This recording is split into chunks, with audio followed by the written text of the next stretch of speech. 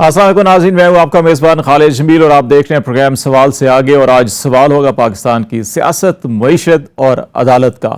पाकिस्तान को एक तरफ सियासी बहरान ने जकड़ा हुआ है तो दूसरी जानिब मुआशी तनज़्ज़ुली तेजी से डिफॉल्ट की तरफ बढ़ रही है, जिसका इज़हार मारूफ आलमी इदारे ब्लूमबर्ग ने इस सुर्खी के साथ किया है कि IMF प्रोग्राम के बगैर पाकिस्तान डिफॉल्ट कर सकता है।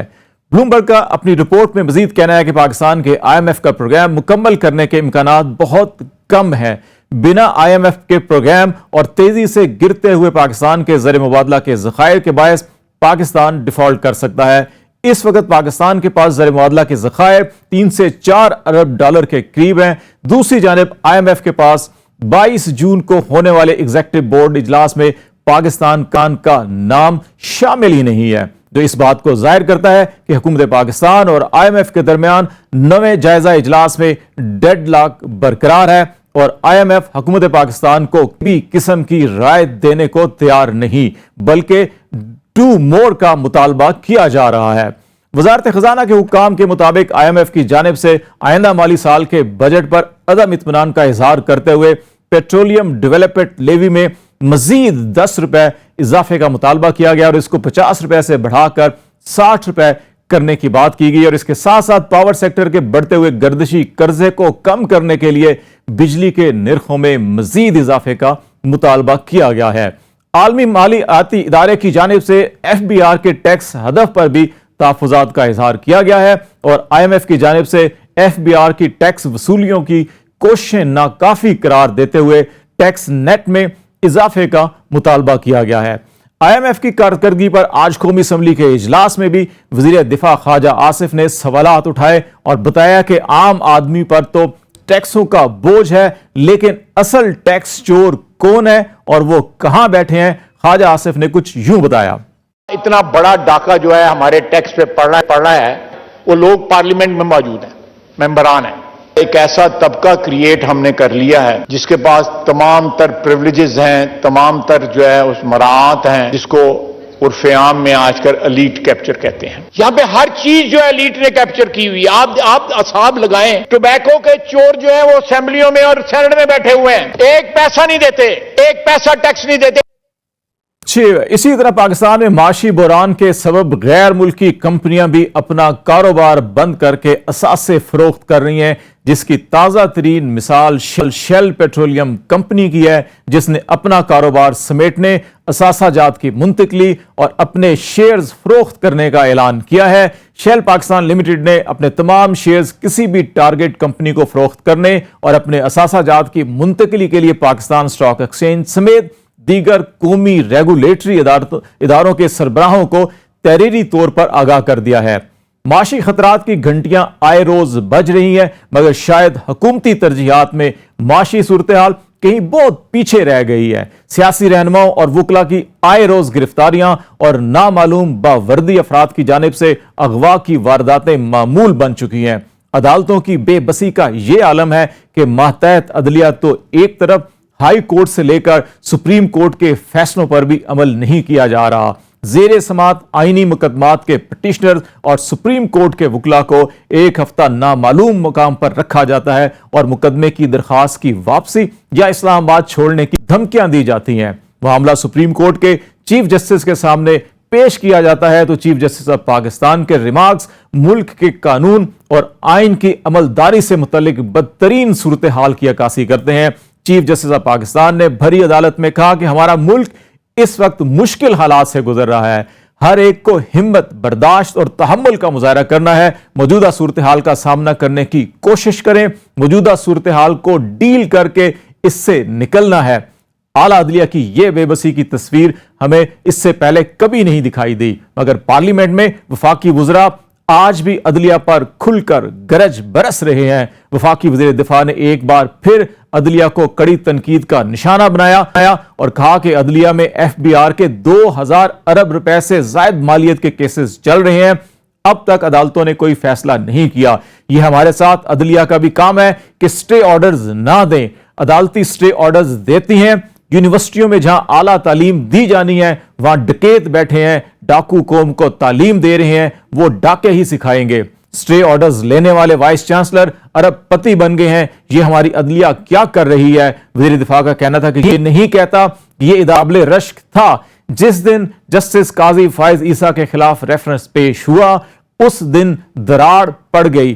ہم پر تنقید ہوتی ہے تو برداشت کرتے ہیں. یہاں ایسے نازک مزاج ہیں کہ 2-3 وزرائے اعظم ڈکار کر کھا گئے. یہاں تو ریٹائرمنٹ کے بعد 90% پینشن بھی ملتی ہے. ہمارے یہاں بھی 7 والا ادارہ ہے، 16 لاکھ روپے تنخواہ لیتے ہیں، چلیں ہمیں چوتھا حصہ دے دیں. یہ کنائیونس جو ہے عدلیہ کی، بیوروکریسی کی اور in action on are part, یہ تینوں چاروں چیزوں نے مل کے جو ہے اس ملک کو جو ہے فائنینشلی جو ہے بالکل جیم کر دیا، فریز کر دیا. جی ناظرین، انہی سیاسی اور معاشی چیلنجز کے تناظر میں ہم بات چیت کریں گے اور ہمیں جوائن کر رہے ہیں رانا احسان افضل صاحب جو وزیر اعظم کے کوارڈینیٹر ہیں برائے صنعت و تجارت. ان سے ہم بات چیت کریں گے کہ پاکستان ان سیاسی اور معاشی چیلنج سے کس طرح سے نبرد آزما ہوگا اور کس طرح سے پاکستان کو وے فارورڈ ایک ترقی اور خوشحالی کی راہ پہ چلایا جا سکتا ہے. رانا صاحب السلام علیکم اور آپ کو پروگرام میں خوش آمدید کہتا ہوں. وعلیکم السلام، بہت شکریہ. رانا صاحب، سب سے پہلے آج کی 2 بڑی اہم خبریں جو پاکستان کے لیے یقینی طور کے اوپر کوئی اچھی خبریں نہیں ہیں، اگرچہ وزیر خزانہ اسحاق ڈار صاحب بھی اور جو وزیر مملکت ہیں عائشہ غوث پائشہ صاحبہ دونوں بار بار اور پرائم منسٹر خود بھی اس کا بار بار یہ کہہ رہے ہیں کہ پاکستان ڈیفالٹ نہیں کرے گا. لیکن جو آج 2 خبریں ہمارے سامنے آئی ہیں، ایک موڈیز کی اور دوسری ایک بلومبرگ کی، اور دونوں یہ کہہ رہے ہیں کہ پاکستان اگر آئی ایم ایف کے ساتھ اپنا بیل آؤٹ پیکج کے اوپر نیگوسیشن کامیاب نہیں ہوتی اور سٹاف لیول ایگریمنٹ اگر نہیں ہوتا تو پاکستان جو ہے وہ ڈیفالٹ کر جائے گا اور اس کا ہائی رسک ہے. آپ اس سے ایگری کرتے ہیں یا سمجھتے ہیں کہ نہیں، اگر ہم ایگریمنٹ نہ کر پائے تو پھر بھی ہم نہیں ہوں گے اور ہم کسی نہ کسی طور پر سنبھال لیں گے پاکستانی معیشت کو؟ دیکھیں، میں سمجھتا ہوں کہ یہ جو 23واں پروگرام ہے اس کا 9واں ریویو تو مکمل ہونا چاہیے کیونکہ حکومت نے سارے پرائر ایکشن جو ہیں وہ مکمل کیے. 30 جون کو یہ 23واں پروگرام آئی ایم ایف کا ایکسپائر ہو جائے گا. پھر میں سمجھتا ہوں، اور اس کا عندیہ جو ہے وہ وزیر اعظم شہباز شریف نے بھی دیا ہے جب انہوں نے head of I M F سے بات کی اور ٹیلی فون کے اوپر، تو انہوں نے یہی کہا کہ پاکستان اس چیز کی ضرورت سمجھتا ہے کہ 24ویں آئی ایم ایف پروگرام کے اندر جو ہے وہ پاکستان جائے. تو میں سمجھتا ہوں یہی رستہ ہے پاکستان کی معیشت کا شارٹ ٹرم میں، کہ اس کو اگر یہ پروگرام 9th ریویو ہو جاتا ہے تو یہ تو ایک خوشائن بات ہوگی، لیکن اگر 9th ریویو نہیں ہوتا تو پھر ہمیں ایک 24واں آئی ایم ایف پروگرام میں جلد جانا ہوگا. اگر ہم اس 9th ریونیو میں ہی کامیاب نہیں ہوتے، اور اس قسم کی اطلاعات بھی ہیں کہ آئی ایم ایف جو بجٹ کے اندر جو کنسیشنز ہیں یا ریلیف پیکیجز ہیں ان کے اوپر خوش نہیں ہے، پھر جو پیٹرولیم ڈیولپمنٹ لیوی ہے اس کے اندر کہا جا رہا ہے کہ 10 روپے اضافہ کریں، جو ڈیفینیٹلی اس وقت پہ جب الیکشن بھی سر پہ ہوں ایک سیاسی حکومت کے لیے یہ بہت بڑا رسک ہوتا ہے، ایک پولیٹیکلی رسک ہوتا ہے ان کے لیے. اور باقی جو دیگر اقدامات بھی جو ڈیمانڈ کی جا رہی ہے، اس کے تناظر میں آپ سمجھتے ہیں کہ آئی ایم ایف کے ساتھ ہم نیا پروگرام شروع کر سکتے ہیں؟ دیکھیں، بالکل یہ جو اس بجٹ کے بھی اہداف جو ہیں وہ آئی ایم ایف سے شیئر کیے گئے ہیں. ابھی آئی ایم ایف نے کچھ اعتراضات یا کچھ اپنے سوالات بھیجے ہیں تو اس کا جواب ہم لوگ دے رہے ہیں. لیکن میں سمجھتا ہوں کہ یہ ایک فسکل ڈسپلن میں دیا ہوا بجٹ ہے جس میں جو پرائمری سرپلس جو ہے وہ دکھایا گیا ہے، تو یہی ان کی ایک میجر کنسرن ہوتی ہے. باقی دیکھیں، پی ڈی ایل بالکل 10 روپے بڑھائے جا سکتے ہیں، اس میں کوئی ایسی بات نہیں ہے. تو یہ وہ کوئی اتنے بڑے ایشوز نہیں ہے کہ جس کے اوپر جو ہے وہ پروگرام سٹال کرے. دیکھیں، اس میں جو ایک بنیادی چیز ہمیں سمجھنی ہوگی وہ یہ ہے کہ پاکستان کا پہلی دفعہ پاکستان کی تاریخ میں ہم نے پچھلے 1 سال میں $5.5 ارب سے اپنے جو ایکسٹرنل ڈیٹ ہے اس کو کم کیا ہے. عموماً ایسا نہیں ہوتا، اور ملکوں کے جو ڈیٹ کا جو سائز ہے وہ ہر سال بڑھتا ہے کیونکہ آپ کی جی ڈی پی بڑھی ہوتی ہے تو آپ ڈیٹ بھی بڑھاتے ہیں. تو یہ اس کا کم ہونے کی یہ وجہ ہے کہ ہم نے فردر فائنینسنگ نہیں لی. تو اگر آئی ایم ایف کا معاہدہ ہوتا ہے تو $5.5 ارب تو یہی ہے جو رینیو ہو جائے گا. اس کے علاوہ پھر آپ world bank, A D B, A I B اور آپ کے جو فرینڈلیز ہیں ان سے آپ کو انفلوز متوقع ہیں. تو ہم نے میں سمجھتا ہوں بڑی کلیئرٹی کے ساتھ کہا ہے کہ ہم اس 9th ریویو کو سمجھتے ہیں مکمل ہونا چاہیے. ہم آئی ایم ایف سے ان ٹچ ہیں، ان کے اعتراضات کا جواب بھی دے دیا جائے گا. لیکن اگر نہیں ہوتا 9th ریویو تو پھر ہم سمجھتے ہیں کہ 24واں پروگرام آئی ایم ایف کا ہونا چاہیے. اب ہماری حکومت کی مدت اگست میں ختم ہو رہی ہے تو ممکن نہیں ہے کہ ہم 24واں ریویو جو ہے وہ نیگوشیٹ کریں اس ٹائم میں. لیکن اس ٹائم میں رہتے ہوئے ہم نے آئی ایم ایف سے بجٹ کے اہداف شیئر کیے اور ابھی بھی ہم ان سے رانا کنٹینیوسلی ایک رابطے میں. یہی وہ وجوہات اور خدشات ہیں جس کی بنیاد کے اوپر مختلف جو ایکسپرٹس ہیں، بلومبرگ ہے یا موڈیز ہیں، وہ یہ کہہ رہے ہیں کہ یہ 9th ریونیو کمپلیٹ اگر نہیں ہوتا، پھر یہ گورنمنٹ چلی جاتی ہے، کیئر ٹیکر آ جاتا ہے، تو شاید اتنا پاکستان کے پاس جو ریزروز ہیں، جو پاکستان کی اکنامک کنڈیشنز ہیں، وہ اتنی نہیں ہے کہ یہ 3 سے 6 مہینے اور آگے جو ہے سسٹین کر سکے، تو ڈیفالٹ کر جائے گا. یہی وہ ریزنز بتا رہے ہیں جس کی طرف آپ بھی اشارہ کر رہے ہیں.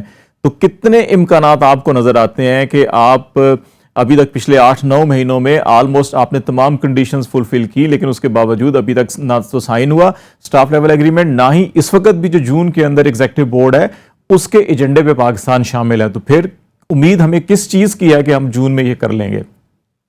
دیکھیں ڈیفینیٹلی اگر جو ہے وہ انفلوز نہیں آتے اور انفلوز کا جو ذریعہ ہے، جو دروازہ ہے، وہ آئی ایم ایف کا ہے، اور اگر خدا نخواستہ آئی ایم ایف کا پروگرام نہیں ہوتا تو اس کے اوپر دیکھیں ہم آلٹرنیٹو کی بات نہیں کرنا چاہتے، کیونکہ آئی ایم ایف کا ہی رستہ یہ حکومت اپنانا چاہتی ہے اور یہی سجیسٹ کرتی ہے آگے آنے والی حکومت کو بھی. لیکن اس کے باوجود کام جاری ہے. اس کی ڈیٹیل میں نہیں جاؤں گا کیونکہ وہ پریروگیٹو فائنانس ڈویژن کا ہے کہ جو آپ کے کمرشل لونز اور کچھ کمرشل لونز نہیں، سوری میں غلط کہہ گیا، جو آپ کے کچھ بائیلیٹرل ڈیٹ ہے اس کے اوپر جو ہے اس کی ریسٹرکچرنگ کے اوپر کام، جس طرح ایک ٹاک شو کے اندر فائنانس منسٹر نے بھی کہا کہ وہ دیا جائے گا. لیکن اس کے ساتھ ساتھ جتنے بھی کمرشل لونز ہیں، بانڈز ہیں، ان کو پاکستان جو ہے وہ اپنے ٹائم پہ واپس کرے گا، اور اس کے لیے نہ ہم کوئی ٹائم مانگیں گے اور نہ ہم کوئی جو ہے وہ ریسٹرکچرنگ کی جو ہے ہماری کوئی خواہش ہوگی، نہ پیرس کلب کے ساتھ ہوگی، نہ ملٹی لیٹرل کے رانا ساتھ. صاحب، خرم دستگیر صاحب یہ کہتے ہیں کہ دوست ممالک جو ہیں وہ بھی امداد کرنے کے لیے تیار نہیں ہیں، اور یہ دبے دبے لفظوں کے اندر پرائم منسٹر بھی اس چیز کا اظہار کر چکے ہیں، فائنانس منسٹر بھی اس چیز کا اظہار کر چکے ہیں. تو ایسی صورت میں پھر ہم کہاں سے بائی لیٹرل فنڈنگ یا یہ ساری جو ری شیڈولنگ یا اس کو ڈیفر کروانے میں کامیاب ہو جائیں گے؟ دیکھیں میں نہیں سمجھتا کہ دوست ممالک پیچھے ہٹیں، یہ خرم دستگیر صاحب نے بیان دیا ہے، لیکن میں اس سے جو ہے وہ سمجھتا ہوں کہ چائنا ہمارے ساتھ کھڑا رہا ہے. سعودیہ نے جو ہے وہ آپ کا جو فرینڈلی ڈپازٹ ہے اس کو رول اوور کیا ہے. اسی طرح یو اے ای نے جو ہے وہ آپ کی امداد کی ہے. تو ہر ملک جو پاکستان کے ساتھ کھڑا ہے اس نے کسی نہ کسی حد تک ضرور ہمارے ساتھ وہ کھڑے رہے ہیں، اور ہمارے ایکسٹرنل گیپ کے اندر ان کی انپٹ ہے. دیکھیں آئی ایم ایف کا پروگرام ضروری ہے اور حکومت رابطے میں ہے آئی ایم ایف کے ساتھ، اور ہم پر امید ہیں کہ اس میں کوئی پازیٹیو رزلٹ نکلے گا. ان کے جو اعتراضات ہیں اس کا جواب ان کو جلد دے دیا جائے. رانا صاحب، 2 اور بڑے اہم ایشوز ہیں اس وقت پاکستان کو درپیش ہیں، اس پہ بات چیت بھی کرنا چاہوں گا. ایک یہ کو جیسے آپ کی نظر سے خبر گزری ہوگی، آج جو شیل پاکستان کی اناؤنسمنٹ ہے کہ جب اپنے وہ حصے 77.4% جو ہے وہ سیل کر رہے ہیں، اپنے ایسٹ جو ہیں وہ ٹرانسفر کرنا چاہ رہے ہیں، اور وہ اپنا اس ساری کی ساری جو اکنامک سچویشن ہے اس کے تناظر میں یہ دکھائی یہ دیتا ہے کہ اس وقت پاکستان میں چاہے ہمارا لوکل ڈومیسٹک انویسٹر ہے یا فارن انویسٹمنٹ کرنے والے ہیں، ان کا اعتماد جو ہے وہ بحال نہیں ہو پا رہا پچھلے 1-1.5 سال سے، اور مسلسل ڈکلائن چل رہا ہے. ایسی صورتحال کے اندر آپ کیا سمجھتے ہیں کہ پاکستان کی معیشت کی جو بحالی ہے واپس ترقی کی راہ پہ کیسے آئے گی، کہ جب ہمارے آلریڈی جو یہاں پہ انویسٹمنٹ کر کے بیٹھے تھے وہ بھی یہاں سے جا رہے ہیں؟ دیکھیں ایسا نہیں ہے کہ شیل جو ہے وہ اپنی کوئی پاکستان کے حالات کی وجہ سے ادھر جا رہے ہیں. دنیا میں ایک ریسیشن کا ماحول ہے اور بزنسز جو ہے وہ انڈر سٹریس ہیں. تو اس دور کے اندر بھی ان کو میرے خیال سے پچھلے سال میں کچھ لاسز ہوئے، تو وہ اس بیسس پہ اس کو تو فردر ایکسپلور کرنا پڑے گا. شیل کی کمپنی سے بات کرنی ہوگی یہ جاننے کے لیے کہ کیا وجوہات ہیں کہ وہ جا رہے ہیں. لیکن میں نہیں سمجھتا کہ پاکستان کے اندر جو ابھی بڑا لمبا عرصہ شیل نے جو ہے وہ گزارا ہے پاکستان میں، اور ایک آدھے سال کے بحران کی وجہ سے جو معاشی بحران ہے، میں نہیں سمجھتا کہ وہ اپنی ڈیکیڈز کی جو ان کی پریزنس ہے پاکستان میں اس کو ریپ اپ کر کے چلے جائیں گے. اس کے اندر ضرور اور وجوہات ہوں گی جن کو ایکسپلور کرنے کی ضرورت ہے. لیکن دیکھیں یہ دنیا میں ابھی مشکل وقت ہے. دنیا کے اندر جو ہے وہ ہائی انفلیشن ہے، لو گروتھ ریٹس ہیں، اور ملک جو ہے وہ سٹرگل کر رہے ہیں، کمپنی سٹرگل کر رہی ہیں. تو پاکستان بھی جو ہے وہ اسی دنیا کا حصہ ہے, اور یہاں لیکن برانا بھی صاحب جو ہے وہ پاکستان اسی دنیا کا حصہ رہتے ہوئے جو اگر ہم اس ریجن کو کمپیرز کریں کہ جو ایک جیسے حالات ہیں بنگلہ دیش, پاکستان, انڈیا, سری لنکا کے, انڈیا کی گروتھ 6+ ہے, بنگلہ دیش کی 5.3 یا 5.5% ہے, ایون سری لنکا کی جو ورلڈ بینک IMF کہہ رہے ہیں کہ جی 3.5 سے 4% تک گروتھ اس سال اس کی ہو سکتی ہے, جو ڈیفالٹ کر گیا تھا. ہم اتنا پیچھے کیوں ایک دم سے 0.2 پہ 6% سے 0.2 پہ آگے؟ تو وہ حالات جو گلوبل ہمیں امپیکٹ کر رہے ہیں تو کیا انڈیا, بنگلہ دیش, سری لنکا کو نہیں کر رہے؟ دیکھیں ان کے پاس جو ہے ریزروز کی تعداد کچھ بہت زیادہ ہے. اگر ہمارے یہ جو ہے وہ ریزروز اچھے صورتحال میں ہوتے تو نہ امپورٹ کمپریشن کی ضرورت ہوتی اور آپ کی جو گروتھ ہے وہ بڑی اچھی ہوتی. تو ہم ایک لیکوڈیٹی کرائسس سے گزر رہے ہیں جس کی بنیاد جو ہے وہ عمران خان کی حکومت نے رکھی, اور ہم اس کو کور کرنے کی کوشش کر رہے ہیں, اور میں سمجھتا ہوں کہ جلد پاکستان اس سے نکل آئے گا. ابھی ہمارا اور کوئی ایشو نہیں ہے, صرف جو میجر ایک جو ایشو ہے, جو سب سے بڑی جو اس وقت جو کہہ لیں کہ جو کرٹیکل صورتحال ہے وہ ہماری لیکوڈیٹی, ڈالر لیکوڈیٹی کرائسس کا ہے, جس کا جو حل ہے, سولوشن ہے, وہ IMF کے ذریعے, اور حکومت جو ہے IMF کے ساتھ ان ٹچ.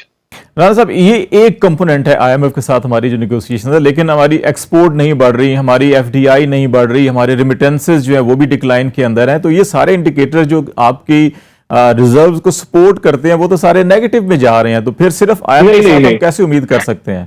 نہیں دیکھیں ایسے نہیں ہے. جو ایکسپورٹس ہیں, امپورٹس ہیں, ریمیٹنسز ہیں, وہ سارے کو جب آپ, اور سروسز کی ایکسپورٹ امپورٹس کو جب آپ کلب کر دیتے ہیں تو کرنٹ اکاؤنٹ ڈیفیسٹ آتا ہے. پچھلے 4 ماہ سے پاکستان کا کرنٹ اکاؤنٹ ڈیفیسٹ پازیٹیو ہے, جس کا مطلب ہے کہ ہم we are not bleeding dollars, ہمارے کوئی نئے ڈیمانڈ ڈالر کی نہیں بن رہی. ہم نے کرنٹ اکاؤنٹ ڈیفیسٹ کو جو ہے وہ اگر آپ جولائی سے اپریل تک کا دیکھیں تو 3.4 ارب ڈالر تھا, compared to almost $13.5 billion last year. تو رانا صاحب جب امپورٹ کم ہوتی ہیں, امپورٹ بند ہوتی ہیں, تو اس کا ایک نیگیٹو امپیکٹ انڈسٹریل پروڈکشن کے اوپر بھی یہ گروتھ پہ آیا, بالکل آیا. دیکھیں میں آپ سے اگری کر رہا ہوں کہ گروتھ کے اوپر اس کا امپیکٹ آیا, لیکن ہم نے جو آپ نے بات کی کہ بالکل ایکسپورٹس جو ہے وہ کچھ 16% سے گری ہے, لیکن اوور آل امپیکٹ ہمارا پازیٹیو ہے, اور ہمیں یہ مجبوراً کرنا پڑا کیونکہ ہماری ایک لیکوڈیٹی کرائسس ہے. اگر وہ ہم نہ کرتے تو میں سمجھتا ہوں کہ آپ کے ریزروز اور گر جاتے اور آپ کی فارن ایکسچینج پہ اور زیادہ پریشر آپ کی کرنسی پر پڑ جاتا. تو یہ ہمیں اقدامات لینے پڑے, شارٹ ٹرم اقدامات ہیں, یہ لانگ ٹرم ایکسٹینڈ نہیں ہوں گے, لیکن ہم پر امید ہیں کہ IMF جو ہے وہ اس کا جو معاہدہ ہے وہ ضرور انشاءاللہ مکمل ہو.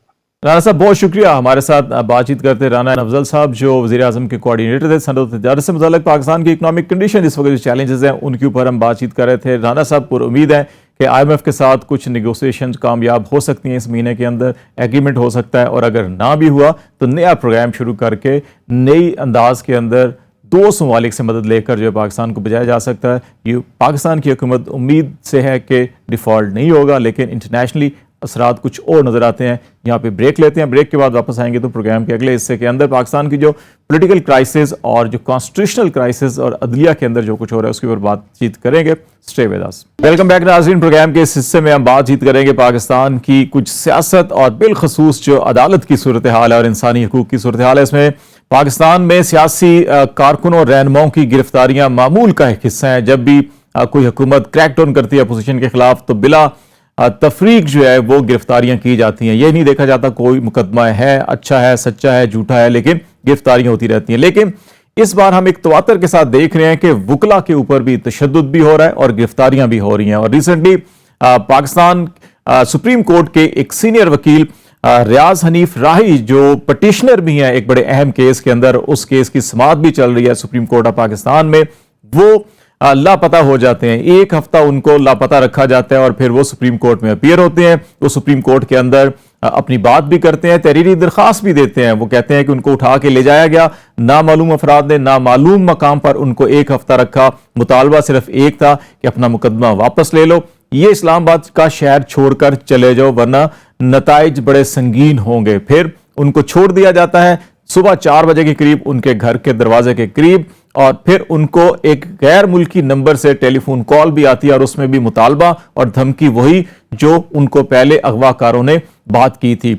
सुप्रीम कोर्ट ऑफ पाकिस्तान के चीफ जस्टिस के जो रिमार्क्स थे वो हमने पहले भी आपसे शेयर किए अपने ओपनिंग रिमार्क्स में, और उसमें वो जो बेबसी की तस्वीर हमें नजर आती है इस वक्त, जिसमें चीफ जस्टिस ऑफ पाकिस्तान ये कहते हैं कि हमारा मुल्क इस वक्त मुश्किल हालात से गुजर रहा है, हर एक को हिम्मत बर्दाश्त और तहम्मुल का मुजाहरा करना है, मौजूदा सूरत हाल का सामना करने की कोशिश करें, मौजूदा सूरत हाल को डील करके इससे निकलना है, और आपकी शिकायत जो है वो हम अटॉर्नी जनरल पाकिस्तान के जिम्मे लगा रहे हैं। ये जो बेबसी का आलम एक नजर आता है ये क्यों है, और इस हवाले से हमारे साथ बातचीत करेंगे हसन रजा पाशा साहब, जो चेयरमैन है executive committee Pakistan bar council के। पाशा साहब बहुत शुक्रिया हमें ज्वाइन करने का। और अहमद अवैस साहब सीनियर सुप्रीम कोर्ट के वकील हैं, माहिर कानूनदान हैं और एडवोकेट जनरल पंजाब भी रह चुके हैं। अहमद साहब आपका भी बहुत शुक्रिया।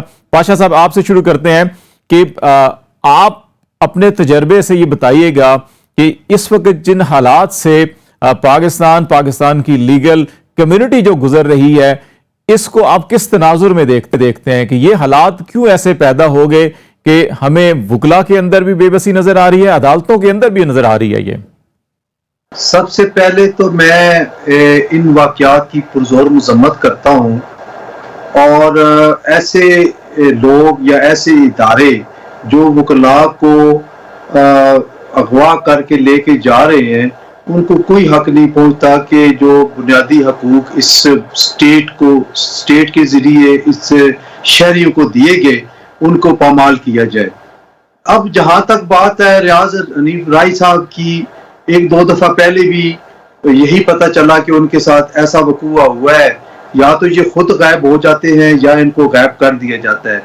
लेकिन आज जब उन्होंने सुप्रीम कोर्ट ऑफ पाकिस्तान में ये अपना स्टेटमेंट दी, तो ये इसकी मैं समझता हूँ कि बड़ी सिग्निफिकेंस है, इसको देखना चाहिए, और कानून नाफज करने वाले इदारों को इनकी इस स्टेटमेंट को लेके इन्वेस्टिगेशन और इंक्वायरी करनी चाहिए, और जो कल्प्रिट्स हैं उनके खिलाफ कार्रवाई करनी चाहिए। और अगर ऐसे नहीं है, क्योंकि इससे कबल एक दफा ये अज खुद भी पसे पर्दा चले गए थे, जब बाद में उन्होंने कहा मैं खुद ही चला गया था कहीं, तो ये दोनों चीजें साथ मिला के देखनी पड़ेगी। एनीवेज अगर इनकी बात को पाशा साहब, यहाँ लोग गायब होते हैं फिर खुद आके ये भी कह देते हैं हम शुमाली इलाका जात की सैर करने गए थे। जी, और टीवी पे वो आपके चैनल दिखा रहे होते हैं कि कहां से कहां जा रहे हैं। अब किस मजबूरी में कोई कह रहा है कि मैं खुद चला गया था या शुमाली इलाका जा चला गया था, वो भी आपको सब पता है। मैं स्पेसिफिकली राही साहब के मुतल्लिक अर्ज कर रहा था, अब मुझे नहीं पता उसका, ना मैं उस दिन वहां कोर्ट में मौजूद था जब पहले इनकी स्टेटमेंट हुई, ना आज मौजूद था। जो आपके जरिए मुझे सुनने में आया तो मैं उस पर बात कर रहा हूं। इसीलिए मैंने अपने स्टार्ट में ही ये मजम्मत की इस वकूए की कि इस किस्म के जो भी वाकयात हैं उनकी बतौर इदारा, बतौर चेयरमैन पाकिस्तान बार काउंसिल मैं इसकी शदीद मजम्मत करता हूं। और मैं ये भी कहता हूं कि वकला का काम कोर्ट्स के अंदर हफ़्ज़ देना है, उनका मुकदमा लड़ना है, आइन और कानून के मुताबिक उसके मुकदमात की किसी भी इंडिविजुअल या किसी इदारे को यह हक नहीं पहुंचता कि वो वकला के साथ इस तरह सलूक करे। इस तरह तो फिर जो हसूले इंसाफ का रास्ता है वो बंद हो जाएगा, जो हसूले इंसाफ का दरवाजा है वो बंद करने के मुतरादिफ है। और अगर ऐसा हो जाए तो ये इस मुल्क के लिए डिजास्टर है, इस इदारे के लिए डिजास्टर है। पाशा साहब आपकी तरफ मैं दोबारा आऊंगा, और इसमें खास तौर के ऊपर जो पाकिस्तान बार कौंसिल है या सुप्रीम कोर्ट बार एसोसिएशन है उसका क्या रोल हो सकता है। अहमद साहब से मैं जरा इस पे एक इनपुट ले लेता हूं। बुनियादी तौर के ऊपर जो ये एक इस वक्त सारी की सारी सूरत हाल चल रही है, जिससे सियासी कारकुन भी महफूज नहीं है, वकला भी महफूज नहीं है, मीडिया भी महफूज नहीं है, मीडिया के लोग भी लापता है, तो इस सारी सूरत हाल को अहमद अवैस साहब आप किस तरह से देखते हैं कि हम किस तरफ जा रहे हैं? बिस्मिल्लाहिर्रहमानिर्रहीम, ये आप बड़ा जो आपने सवाल किया है, ये सूरत हाल बड़ी तशवीशनाक है पाकिस्तान के अंदर जो डेवलप हो रही है और बहुत तेजी से बढ़ती चली जा रही है। उसका एक बहुत बड़ा रीजन तो मैं आपको बताऊं, वो ये है कि पाकिस्तान का सबसे इम्पोर्टेंट जो डॉक्यूमेंट है, जिसे कहते हैं कि आसमानी सहीफा के बाद सबसे सेक्रेट डॉक्यूमेंट, वो पाकिस्तान का आइन है। जी बिल्कुल। और आइन के तमाम अदारे, तमाम इंडिविजुअल, कितने ताकतवर हों कितने कमजोर हों, वो तमाम ताबे हैं उसके। अब वो कहते हैं कि all are subservient to the constitution. چاہے وہ سپریم کورٹ ہے، چاہے وہ پارلیمنٹ ہے، چاہے وہ جوڈیشری ہے، اور چاہے وہ under the ministry of defence Pakistan arm forces ہیں، یہ تمام اس کے انڈر فنکشن کرتے ہیں اور اس کے آئین کے بتائے ہوئے ضابطے کے مطابق چلتے ہیں. اور آئین میں آپ نے دیکھا کہ آرٹیکل 189 اور آرٹیکل 190 جو ہے وہ ایون وہ فوج کو بھی پابند کرتا ہے کہ سپریم کورٹ اگر کسی موقع پہ ضرورت ہو تو اس کی ایڈ کے لیے، قانون کی حفاظت کے لیے وہ ان کو کال کرے، تو they are bound to comply with that order. اب صورتحال یہ ہے کہ جس ملک کے اندر آئین کی اہمیت کو ختم کر دیا جائے اور اس کو ممکنات بنا دیا جائے اور اپنی پسند ناپسند کی بنیاد کے اوپر آپ آئین کی تصدیق کریں، آئین کو اوپنلی ڈیفائی کریں. اگر سپریم کورٹ آئین کے مطابق کوئی فیصلہ کرنا چاہتی ہے تو سپریم کورٹ کی تسلیل کی جائے، اور پارلیمنٹ میں جج صاحبان کے کردار کے اوپر کردار کشی کی جائے. بلکہ تو اس سے کیا ہوا کہ جب آئین سب سے بڑا ضابطہ جو ہے اس کو آپ نے اٹھا کے باہر پھینک دیا، اور سپریم کورٹ جو کہ اس کی کسٹوڈین ہے اس کو بھی آپ نے تذلیل کر دی. تو پیچھے باقی جو رہ گیا سلسلہ آئین کی، وہ قانون کی بالادستی کا نظام تو آپ نے ختم کر دیا. آپ نے قانون کی بالادستی کے نظام کو طاقت کی بالادستی کے نظام کے ساتھ تبدیل کر دیا.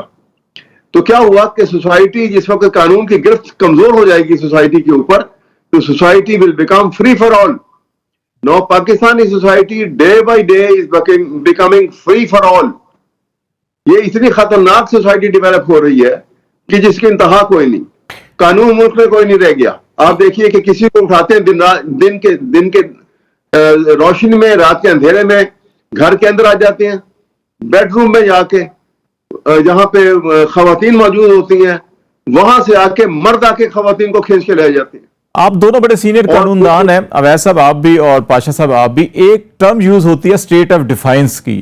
اس وقت بظاہر یہ دکھائی دیتا ہے، اسلام آباد کی میں بات کرتا ہوں، یہاں پہ باوردی لوگ جو ہیں وہ لوگوں کو اٹھاتے ہیں اور پھر عدالتوں کے اندر یہ بتایا جاتا ہے جی کہ نہیں وہ جو یونیفارم استعمال ہوئی ہے اس ادارے کے وہ لوگ نہیں ہیں، وہ پولیس کے نہیں ہیں، پولیس کی یونیفارم استعمال کر کے کیا جا رہا ہے. دوسرا جو ہے کہ ایک چیز کہ ہم نے ماضی قریب کے اندر اسلام آباد ہائی کورٹ میں، سپریم کورٹ میں، دیگر عدالتوں کے اندر دیکھا جب اس قسم کے واقعات ہوتے تھے. شیریں مزاری کو جب اریسٹ کیا گیا یا محسن بیگ صاحب کو جب اریسٹ کیا گیا، جسٹس اطہر من اللہ صاحب چیف جسٹس ہے اسلام آباد ہائی کورٹ میں، تو وہ 2-2 گھنٹے 4-4 گھنٹے کے نوٹس کے اوپر تمام حکام کو طلب کر لیتے تھے. تمام جو لوگ اٹھائے گئے ہیں ان کو عدالت میں طلب کروا لیا جاتا تھا. ابھی ہمیں ہر چیز سیمی سی دکھائی دیتی ہے. یہ کیا بنیادی وجہ ہے کہ عدالتوں کے اندر بھی وہ بولڈنس نظر نہیں آ رہی، اور ادارے جو ہیں کہ ان کی یونیفارم اس طرح سے کھلے عام استعمال ہو رہی ہیں اور کہا جا رہا ہے سی ٹی وی فوٹیج کے اندر نظر آ رہا ہے، لیکن کہا جاتا ہے کہ نہیں یہ اس ادارے کے لوگ نہیں ہیں، یہ کوئی اور لوگ ہیں. یہ سارا معاملہ کس طرف جا رہا ہے؟ میں آپ کو بتا رہا ہوں نا کہ دیکھیں یہ صورتحال جو ہے نا یہ بڑی اہم اور بڑی کریٹیکل سچویشن ہے جو ڈیولپ ہو گئی ہے. مثلا آپ کے سامنے پیچھے جب انہوں نے وہ ایم پی او کے اندر گرفتار کیے تھے، اس میں عمران ریاض خان کو بھی گرفتار کیا گیا تھا، آپ کو معلوم ہے، اور ان کی عدالت نے آرڈر کر دیے رہائی کے. اس کے باوجود چھوڑا نہیں گیا. عدالت نے چیف جسٹس صاحب نے بلا لیا، ان پرسن بلا لیا، اور کئی دن لے تو لیل کرتے گئے. اس کے بعد انہوں نے آئی جی پولیس نے، ناٹ اے پرسن، ایک اتنا ریسپانسبل آدمی، آئی جی نے آ کے اسٹیٹمنٹ دے دی کہ جی وہ تو اس کو طالبان اٹھا کے لے گئے. اب اندازہ لگائیے کہ آئی جی اگر پولیس کی کسٹڈی سے طالبان اٹھا کے لے گئے ہیں تو واٹ فار. آپ اربوں روپیہ جو ہے یہ پولیس کے اوپر خرچ کر رہے ہیں، جو ایک انڈیویجول کی حفاظت نہیں کر سکتا، جو فنڈامنٹل رائٹس جو ہیں ان کو پروٹیکٹ نہیں کر سکتا. یہ صورتحال جب پیدا ہو جائے گی، اب بات یہ ہوتی ہے کہ دیکھیے ادارے جب تک قائم رہتے ہیں کہ جب تک ان کی امپورٹنس اور ان کی طاقت کو مانا جائے. جب ان کی رسپیکٹ کو آپ کمزور کر دیں گے تو پھر کیا ہوگا کہ انڈیویجول طاقتور ہو جائے گا، ادارہ کمزور پڑ جائے گا. میں اب ایسا دوبارہ آتا ہوں آپ کی طرف، دوبارہ آتا ہوں. میں پاشا صاحب کو بھی انگیج کرنا چاہ رہا ہوں، اور اس میں خاص طور کے اوپر جو پاشا صاحب, آپ نہیں سمجھتے کہ اس وقت جو قانون نافذ کرنے والے ادارے ہیں اور حکومت خود ہے وہ اسٹیٹ آف ڈیفائنس کی صورت کے اندر نظر آ رہے ہیں, اور ایسی صورتحال کے اندر ہم نے ماضی میں دیکھا بار ایسوسی ایشن, بار کونسل اتنا تگڑا کردار ادا کرتی تھی کہ بہت سے اداروں کو جرت بھی نہیں ہوتی تھی کہ وکلا کی طرف اس طرح سے آنکھ اٹھا کے دیکھیں. آپ نہیں سمجھتے کہ ہمیں اس وقت جو بار کونسل ہے یا بار ایسوسی ایشن ہے وہ بھی ذرا سہمی ہوئی دکھائی دے رہی ہیں؟ نہیں, بالکل میں اس بات کی تردید. پچھلے ہفتے ہم نے آل پاکستان لائرز ریپریزنٹیٹیو کانفرنس بلائی جس میں تمام صوبائی بار کونسلز کے وائس چیئرمین اور چیئرمین ایگزیکٹو کمیٹی بلائے. وہاں پہ ہم نے ایک پریس ریلیز بھی متفقہ جاری کی. اس میں ہم نے گورنمنٹ سے بھی یہ مطالبے کیے کہ آربی کورٹس میں سٹیزنز کا ٹرائل نہیں ہونا چاہیے, اور اسی طرح ایک دو اور ایسے مطالبے تھے جو کہ سخت تھے. میں سمجھتا ہوں کہ اس پہ ہم سمجھتے ہیں کہ جو ہماری قراردادیں اور ریزولوشن یا پریس ریلیزز ہیں اس پہ گورنمنٹ کو یا ایسے اداروں کو کان دھرنا چاہیے. یہ ایک کولیکٹیو وزڈم کے تحت ہم یہ چیزیں باہر آتی ہیں. ابھی ہم یہ 1.5 ہفتے تک پشاور میں آل پاکستان لائرز کنونشن منعقد کرنے جا رہے ہیں. وہاں پہ ہمارا جو ایجنڈا ہے, یہ جو مین ایجنڈا پوائنٹ ہے, ان میں یہ چیزیں شامل ہیں. ہم کہیں بھی جہاں بھی عام آدمی کے حوالے سے بھی جب بات کرتے ہیں تو اس کے جو بنیادی حقوق ہیں جو آئین اور قانون میں دیے گئے ہیں وہ اس کو ملنے چاہیے. آپ کے پریس والے ہیں ان کو جس طریقے سے اٹھایا جا رہا ہے, یا وہ گمشدہ ہو چکے ہیں اور ابھی تک ان کے ویئر اباؤٹس بھی نہیں پتہ چل رہے, تو یہ بڑی امپورٹنٹ چیزیں ہیں. بار ایسوسیشنز اپنا رول پلے کر رہی ہیں اور مسلسل کیے جا رہی ہیں. بالکل ہم خاموش نہیں بیٹھے ہوئے. ہم نے honourable supreme court of Pakistan میں بھی پیش ہو کے, میں نے خود پیش ہو کے یہ باتیں کی ہیں, اور یہ چیزیں اس طرح چھپی ہوئی تو ہے نہیں. آپ کس طریقے سے کہہ سکتے ہیں کہ ہم سہمے ہوئے ہیں؟ ہم اپنا رول جو ہمارا مینڈیٹ ہے اس کے مطابق ہم اپنا رول پلے کر رہے ہیں اور کرتے رہیں گے. جب تک ہم میں ہمت ہے یہ ہم جاری رکھیں گے. احمد صاحب, آپ کی طرف ایک آخری, بلکہ دونوں کے لیے آخری کوسچن چھوڑ رہا ہوں. ہمارے پاس 2 منٹ ہیں, اس کے اندر اگر آپ دونوں آپ 1 منٹ کے اندر مجھے جواب دے دیں کہ اس ساری سچویشن کے اندر جو بظاہر نظر آ رہا ہے, میں نے کوسچن کیا تھا کہ اسٹیٹ آف ڈیفائنس کی صورتحال نظر آ رہی ہے, اس میں ابھی جو لیگل فرٹرنٹی ہے وہ اس ساری سچویشن کے اندر ایک پازیٹیو موو کے اندر کیا کردار ادا کر سکتی ہے؟ یہ مجھ سے پوچھ رہے ہیں آپ دونوں سے. آپ ویسے آپ پہلے کر دیے, پھر پاشا صاحب جواب دے دیں گے. میں آپ سے عرض کرتا ہوں کہ دیکھیے, کل ہی یہاں پہ لاہور میں سپریم کورٹ بار ایسوسی ایشن آل پاکستان لائرز ریپرزینٹیٹیو کانفرنس جو ہے وہ کنونشن جو ہے وہ کل آرگنائز ہو رہی ہے, لاہور میں کنوین ہو رہی ہے, اور اس کو ہوسٹ کر رہے ہیں لاہور ہائی کورٹ بار ایسوسی ایشن, اس کو ہوسٹ کر رہی ہے. اور اس میں پورے پاکستان سے تمام بار سے, ڈسٹرکٹ بار, تحصیل بار, ڈویژنل بار اور پروونشل بار اور بار کاؤنسلز, پاکستان بار کاؤنسل, تمام کو اس میں بلایا گیا ہے. تمام کی نمائندگی وہاں موجود ہوگی, اور وہ اس کا مین جو ایجنڈا ہے جس کے اوپر یہ ساری گفتگو ہوگی وہ ملٹری کورٹس کے اوپر ہے کہ یہ غیر آئینی ہے. سپریم کورٹ بارہا یہ فیصلے کر چکی ہوئی ہے کہ ملٹری کورٹس کا تقرر جو ہے یہ غیر آئینی ہے, اور اسی کے اوپر ہوگا کہ اس کو بالکل فی الفور اس کو جو ہے یہ فیصلہ بدلا جائے, اور یہ کیونکہ غیر آئینی ہے اور قانونی تقاضے یہ پوری نہیں کرتا. آرٹیکل 10A کانسٹیٹیوشن کا جو ہے اس کی بھی یہ ڈیفائنس کے اندر ہے, اس لیے اس کو فی الفور بند کیا جائے. احمد صاحب بہت شکریہ. میں پاشا صاحب سے بھی چاہوں گا کیونکہ ہمیں آخری 30 سیکنڈ ہے, پھر بریک کی طرف جائیں گے. پاشا صاحب, آپ کیا سمجھتے ہیں کہ ساری سچویشن سے کس طرح سے سموتھلی نکل کے ہم آئین کی, قانون کی عملداری کی طرف چل سکتے ہیں؟ دیکھیے, اس میں کوئی شک نہیں کہ جو بار کونسلز اور بار ایسوسیشنز ہیں انہوں نے اپنا رول پلے کرنا ہے. لائک وائز عدلیہ جو کہ پارٹ اینڈ پارسل ہے, ان کا بھی حق بنتا ہے کہ وہ قانون اور آئین کے مطابق کام کریں اور بنیادی حقوق کا تھینک یو پاشا صاحب سے ہمارا رابطہ منقطع. حسن رضا پاشا صاحب جو چیئرمین تھے executive committee Pakistan bar council کے، اور احمد اویس صاحب جو ایڈوکیٹ جنرل پنجاب رہے ہیں، ہمارے سے بات چیت کرتے پاکستان میں اس وقت جو انسانی حقوق کی صورتحال بالخصوص وکلا کے ساتھ جو کچھ ہو رہا ہے اس کے اوپر ابھی ہم بریک لیتے ہیں. بریک کے بعد واپس آئیں گے تو پاکستان کے سیاسی منظر نامے پہ کچھ بات چیت کریں گے. Stay with us. Welcome back ناظرین. پروگرام کے آخری حصے میں ہم بات چیت کریں گے پاکستان کے مجموعی سیاسی منظر نامے پہ، اور اس وقت جو سیاسی صورتحال ہے وہ سب کے سامنے ہے، معاشی صورتحال سب کے سامنے ہے، اور انتظامی طور کے اوپر جو طرز حکمرانی ہے وہ بھی سب کے سامنے ہے. اور اس میں خاص طور کے اوپر جو چیئرمین نادرا کا ابھی ایک ریزگنیشن آیا، اور وہ ریزگنیشن پوری ایک چارج شیٹ ہے، اور حکومت کی اس وقت جو طرز حکمرانی ہے اس کی بھرپور عکاسی کر رہا ہے. اس حوالے سے ہم بات چیت کریں گے. عامر ضیاء صاحب ہمارے ساتھ ہیں، سینئر جرنلسٹ ہیں، تجزیہ کار ہیں. بہت شکریہ عامر صاحب ہمیں جوائن کرنے کے لیے. آپ اس ساری صورتحال کو جو پاکستان میں اس وقت نظر آ رہی ہے، آج کی 3-4 بڑی جو خبریں اگر ہم دیکھیں میڈیا کو اٹھائے، ہیڈ لائن نظر آتی ہیں جی کہ بلومبرگ کہتا ہے، موڈیز کہتے ہیں کہ پاکستان ڈیفالٹ کرنے جا رہا ہے، رسک جو ہے بہت زیادہ ہے، IMF کے ساتھ ہمارا سٹاف لیول ایگریمنٹ نہیں ہو سکتا، لگتا بظاہر یہی ہے، ہم ڈیفالٹ کر جائیں گے. دوسری طرف سیاسی سطح کے اوپر ہم دیکھیں، ہمیں ریئلائزیشن ہو ہی نہیں رہی کہ پاکستان معاشی طور کے اوپر کدھر جا رہا ہے، ہم اس کو سیاسی طور کے اوپر کدھر لے کے جا رہے ہیں. عدالتوں کے اندر ہم دیکھیں تو وکلا پریشان ہیں، کہتے ہیں جی ہمیں کیس نہیں لڑنے دیے جا رہے، کہا جا رہا ہے اغوا کیا جا رہا ہے، کہا جا رہا ہے کہ کیس واپس لے لیں یا شہر چھوڑ کے چلے جائیں. تو یہ جو ساری سچویشن ہے اس کو آپ کیسے بینگ اے جرنلسٹ کیسے دیکھ رہے ہیں، اور ہم یہ کس طرف جا رہے ہیں؟ دیکھیں، آپ نے جو تمہید باندھی ہے، میں سمجھتا ہوں پورے ملک میں جو کچھ ہو رہا ہے اس وقت سماجی سطح کے اوپر، سیاسی سطح پہ اور معاشی سطح پہ، اس کی عکاسی کر رہے ہیں.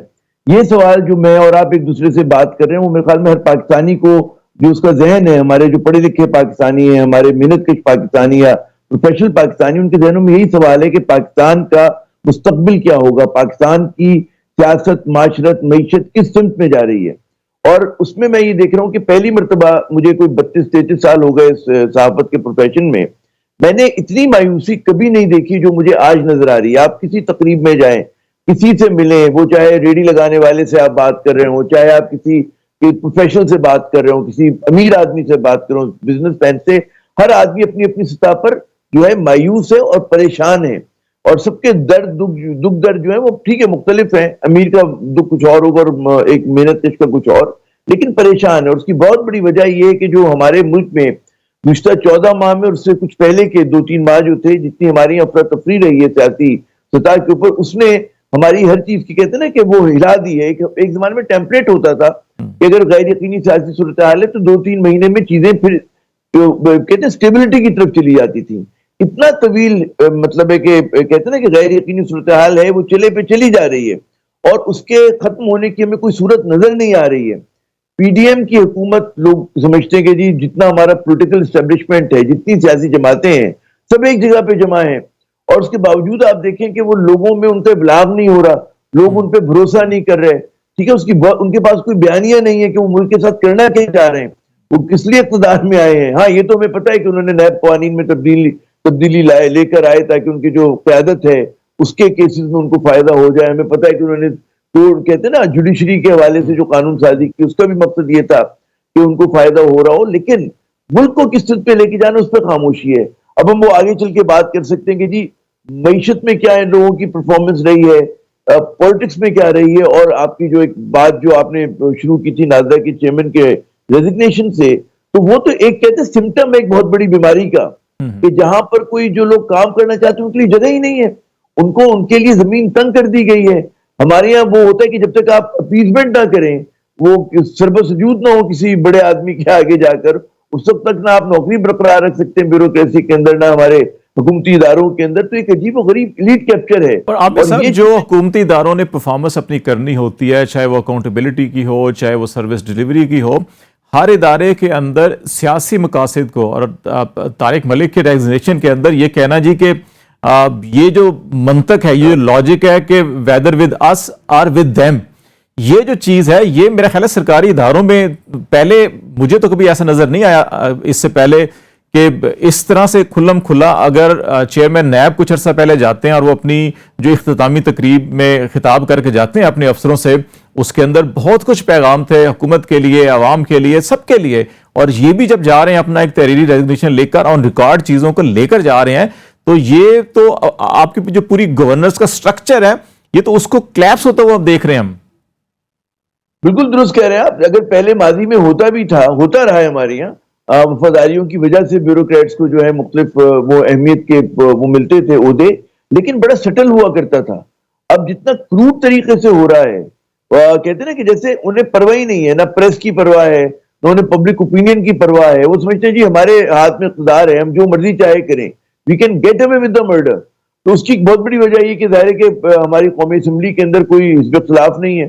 حزب اختلاف اگر ہے تو وہ پاکٹ اپوزیشن ہوتی ہے, جیسے ٹریڈ یونین ہوتی ہے, پاکٹ ٹریڈ یونین, کیونکہ بنیادی طور پہ سیٹ ہی کی ملکیت ہوتی ہے. تو ہمارے یہاں جو اپوزیشن ہے وہاں پر نیشنل اسمبلی میں اور اس میں پارلیمنٹ کے اندر وہ ویسی ہے, وہ مطلب ہے کل کو ٹکٹ لینا چاہ رہے ہوں اسی پی ڈی ایم کے جماعتوں کا, ظاہر ہے کہ وہاں پر لوگوں کی عوام کی نمائندگی نہیں ہو رہی ہے. اور جیسے میں نے عرض کیا کہ یہ بڑا سا ایک دیکھیں نا کہ کل تک یہ جتنے بڑے اس وقت جو عہدیدار ہیں حکومت کے, وہ تمام کے تمام بڑے بڑے کرپشن کیسز میں مطلوب تھے. تو یہ کہ آپ دیکھیں کہ ایک دم ان کی تقدیر پھر گئی, اور وہ کرپشن نہیں رہی, منی لانڈرنگ نہیں رہی. لوگ آئے ایک دم, کوئی وزیر خزانہ بن گیا, کوئی وزیر اعظم بن گیا, کوئی وزیر اعلیٰ بن گیا. تو یہ کہاں ہوتا ہے؟ یہ تو مطلب ہے شیخ چلی کی کہانیوں میں ہوتا تھا, سنباد جہازی کے قصے میں ہوا کرتا تھا کہ قسمت ایک دم پلٹ جاتی تھی. ہمارے یہاں میں کسی جدید جمہوریت میں آپ نے اگر ہوتا ہوا دیکھا ہو تو مجھے بتائیے گا. کہیں ایک مثال دے دیں آپ. عامر صاحب, جو ایک سب سے زیادہ چیز جو نظر آ رہی ہے ہمیں, مطلب میں دیکھ رہا ہوں کہ اس دور کے اندر جو ٹرسٹ ڈیفیسٹ ہے, نہ صرف عوام کا, ایک عام آدمی سے لے کے امیر ترین آدمی سے, industrialist who, domestic who, international investor who, کوئی سیگمنٹ آف دا سوسائٹی ایسا نہیں ہے جس کا جو ٹرسٹ ڈیفیسٹ ہے وہ بڑھتا ہوا دکھائی دے رہا ہے, اور آئے دن جو ہے وہ مزید اس میں اضافہ ہو رہا ہے, کمی نہیں ہو رہی. کیا آپ بھی اسسمنٹ آپ کی یہی ہے, اور اس کی بنیادی ریزن اور اس میں سے نکلنے کا بھی کوئی راستہ آپ کو نظر آ رہا ہے کہ نہیں آ رہا؟ دیکھیں, پہلے لوگوں میں اعتماد میں کمی ہوتی تھی حکومت وقت کے حوالے سے, لوگ بڑے شکایت کے شکار رہے ہیں, لیکن ریاست پہ سب کو بھروسہ ہوتا تھا, اداروں پہ سب کو بھروسہ ہوتا تھا.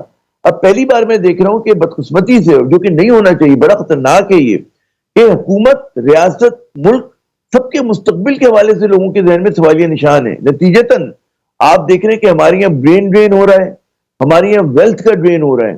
یہاں پر میں آپ کو بلا مبالغہ کہہ رہا ہوں, میں کتنے بزنس مین کو جانتا ہوں, میں کتنے پروفیشنلز کو جانتا ہوں کہ وہ موقع ملنے کے منتظر ہیں کہ وہ اس ملک سے چلے جائیں. انہوں نے فیصلہ کیا, ان کے اگر خود نہیں جا پا رہے تو بچوں کو بھیج رہے ہیں, اپنا کاروبار منتقل کر رہے ہیں, پیسہ منتقل کریں, کہ جو بھی افورڈ کر سکتا ہے, جو مطلب ہے وہ بھاگ رہا ہے اس ملک سے, اور جو افورڈ نہیں کر سکتا, ہم اور آپ جیسے لوگ جو پھنسے ہوئے ہیں یہاں پر, یا اور جو بے شمار 24 کروڑ عوام تو نہیں جا سکتے, کہیں ہجرت نہیں کر سکتے, تو وہ بہت مایوسی کا شکار ہیں. عامر صاحب, میں اتنا مایوس نہیں ہوتا, حال کے اندر کہیں نہ کہیں امید کی کرن میں جگا کے رکھتا ہوں. مجھے جو بظاہر ایک ابھی بھی امید کی کرن ہے کہ اگر فیئر اور ٹرانسپیرنٹ الیکشن ہو جائیں تو پاکستان واپس آ سکتا ہے. آپ بریفلی سمجھتے ہیں کہ کیا واقعی واحد حل یہ ہے, یا اس سے ہٹ کر بھی کوئی حل ہے؟ آخری ہمارے پاس 30-40 سیکنڈ, اس ذرا سمرائز کیجیے. میں یہ کہوں گا کہ الیکشن پہلا قدم ہوگا. اگر منصفانہ انتخابات ہو جاتے ہیں, پہلا قدم ہوگا. اس کے بعد جتنے بڑے پیمانے پہ ہمیں اصلاحات کرنی ہے کانسٹیٹیوشن کے اندر, سیاست میں, معیشت میں, وہ پھر ہمارا دوسرا تیسرا قدم ہوگا, جو بہت سخت ہوں گے. کیونکہ معاشی بحران اتنا شدید ہے کہ جو بھی اگلی حکومت آئے گی وہ ایک بارودی سرنگوں والے گراؤنڈ پہ چل رہی ہوگی. اس کے پاس بہت کم جگہ ہوگی فیصلہ کرنے کی. Thank you very much. Aamir Zia Sahab ہمارے ساتھ تھے, اور پاکستان کی سیاسی عدالتی حوالے سے آج ہم جو صورتحال سے گزرے پاکستان, اس سے بات چیت کر رہے تھے. آج تک کے لیے اتنا ہی. خالد جمیل کو اجازت دیجیے. اللہ حافظ.